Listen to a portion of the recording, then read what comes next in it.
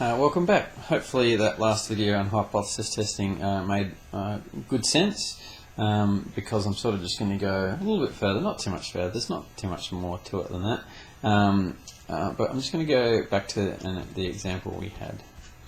Okay, so I've had Tom Boyd kicking an average of, what do we have?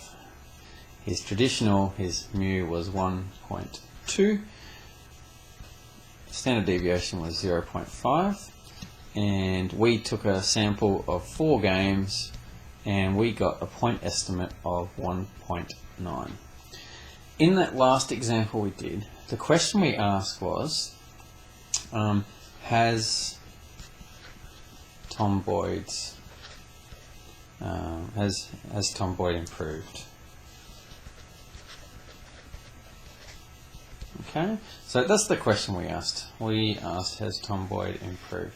And basically what we're asking is, if this was his average here of 1.2, I wish that would go away, I clicked on it, you'd think it would go away, mu equals 1.2 here. What we're asking, remember, is what's the probability, given that the mu is equal to 1.2, what's the probability that you get a value of 1.9 or greater up here? Okay, so that's the probability that we found. That was the p value, the probability that you could get a value of 1.9 given that the mu is equal to 1.2. And so what we call this is a one-tail test. We're looking at one tail of the normal curve here. One-tail test, just that one in there. Okay, but another question that we could ask, which is a little bit different, is, has Tom Boyd's performance changed? Okay, so what a two-tailed test asks is basically, what's the value of the probability that it's changed by 1.9 greater or here, or maybe it's changed in the other direction, it's down to here. And so what we're asking is, given that Tom Boyd has traditionally kicked an average of 1.2 goals per game, and that we've taken a sample mean and we got 1.9, what's the probability that in fact his performance has increased or decreased? And see how it goes either way. And so in this case it's called a two-tailed test. We want the probability of this plus the probability of this. It's called a two-tail test. Now this is not a great example. I'll use this example just for a video, but let me just you just look at another sort of just normal example. Let's say that male heights. For male heights, the average is 170 centimeters with a standard deviation of 10 centimeters. Just making up numbers. And that we take a sample of 100 males, and that we get an X bar of 173 centimeters. Okay, we look at that.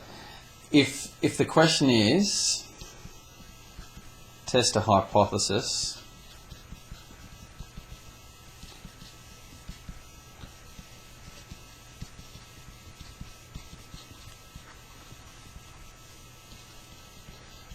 that the mean has changed. Okay, so that's the difference. Before we might have said test a hypothesis that says that the mean has increased or decreased. So increased sort of tells you that's a one-tailed test. It only goes in one direction. Decreased, that's also a one-tailed test. It only has one direction.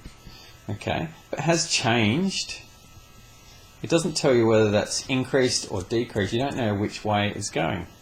And so that's a two-tail test. I hope that makes sense. Only goes in, it could go in either direction. It could get better. In other words, the heights could have increased or it could have decreased. You don't know which way it's going.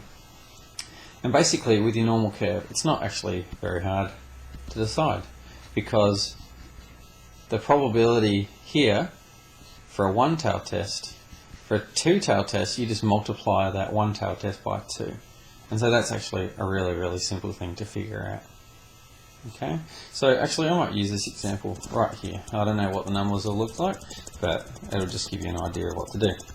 So, male heights, the average is 170 for the population with a standard deviation of 10.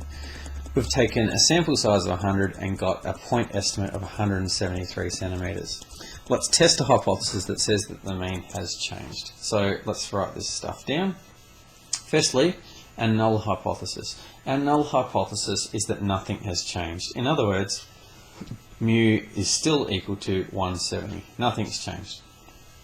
Our alternative hypothesis, HA, is that mu is greater than 170 or that mu is less than 170. In other words, it's changed. It's either increased or decreased. We don't know. There's a better way to write that, isn't there?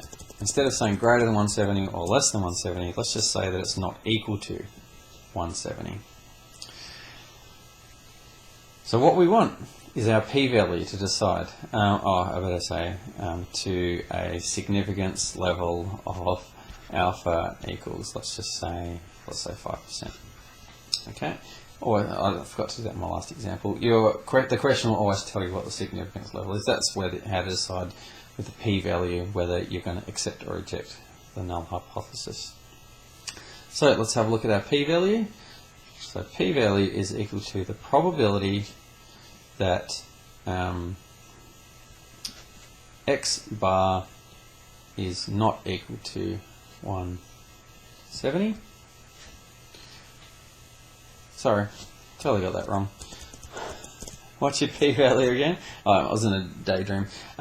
What's the p-value? Is the p-value, remember, is the probability that your sample estimate is there. So its x bar is either greater or equal to 173, or that x bar is less than or equal to, in other words, your average is 170. Remember, we're doing two tails, so you got 170 in the middle, and we're doing 173. What's on the other side? 167. So x is less than 167. So in other words, your p-value is equal to the point estimate or more extreme. And so we're going this side and this side here. So they're the two values. This is just equal to 2 times the probability that x bar is greater equal to 173. So you don't need to do this rubbish here. But I'm just wanted to show you that we're doing this tail plus this tail. In other words, we're just multiplying the p-value from the one tail test by 2. That's all we're doing.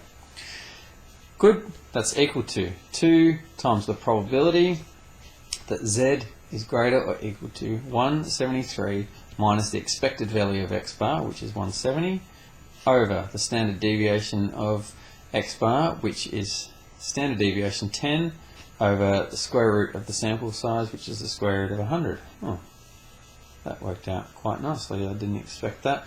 So 10 over 10, so that's just 1. So this is just equal to, oops, got 2 times.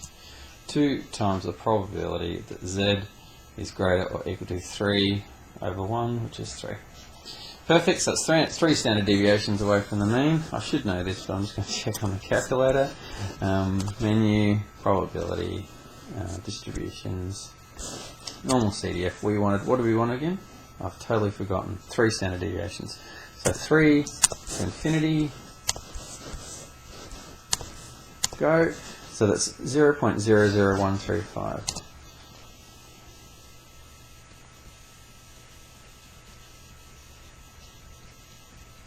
Is that right? 0.00135. Let's check that. 0.00135 times by 2 is 0.027. 0.027.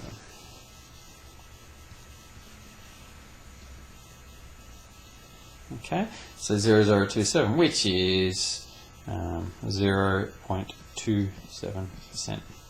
Okay, so what's happened here is that there's a 2.27% chance that that the null hypothesis should be rejected, and so because that is less than what was the significance level there? Is 5%. So because P, I'm just going to squeeze it in here, P is less than that percentage, then that means that we should reject the null hypothesis because that's so small. Now, can I just check this? I feel like we shouldn't have. I just wanted to see, just 173. I feel like that percentage is too low. Did I make a mistake somewhere? 173 minus expected value over 173. 10 standard deviation. It's because the standard deviation is so big. Yep. So because the p-value is less than 5%, we reject H0 in favour of the alternative hypothesis that says that yes, we think it has changed. And so that's how do we do two-tailed tests. So basically, two-tailed test, you're just multiplying the probability of a one-tailed test by 2 to get your result. And that's two-tailed test. Thank you.